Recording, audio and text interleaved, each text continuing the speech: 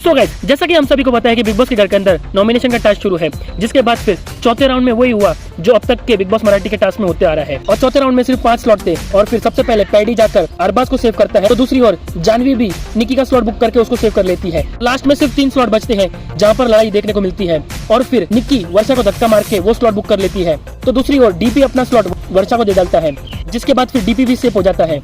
और फिर लास्ट में डीपी अंकिता को कहता है कि मुझे तेरा स्लॉट दे, तो अंकिता कहती है निक्की को कि अगर निक्की वर्षा को वापस से स्लॉट देगी तो मैं जानवी को सेव कर लूंगी। फिर सभी घर वाले अंकिता को ये कन्विंस कर लेते हैं अगर तू जानवी को नॉमिनेट करेगी तो जनता के सामने तू बेवकूफ दिखाई देगी, तो मजबूरन अंकिता को जानवी को सेव करना ही पड़ता है। जिसके बाद फिर डीपी को स्लॉट नहीं मिलने की वजह से डीपी को मजबूरन अभिजीत को नॉमिनेट करना पड़ता है और वो ये रीजन देता है बिग बॉस मेरे को स्लॉट नहीं मिला था इसलिए अभिजीत को मुझे नॉमिनेट करना ही पड़ेगा। फिर बिग बॉस सभी घरवाले के ऊपर काफी चिढ़ जाते हैं और कहते हैं कि डीपी ने अभिजीत को लेकर एक गलत रीजन दिया है। जिसके बाद फिर बिग बॉस चौथे राउंड को भी वहीं खारिज कर देते हैं और चौथे राउंड में कोई भी सदस्य नॉमिनेट नहीं हो पाता।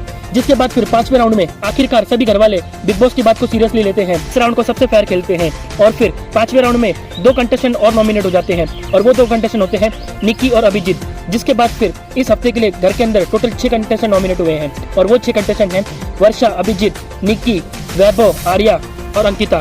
तो अब देखना ये होगा कि इन 6 कंटेस्टेंट में से कौन होता है बिग बॉस के घर से बेघर। आपको क्या लगता है, हमें कमेंट करके जरूर बताइए।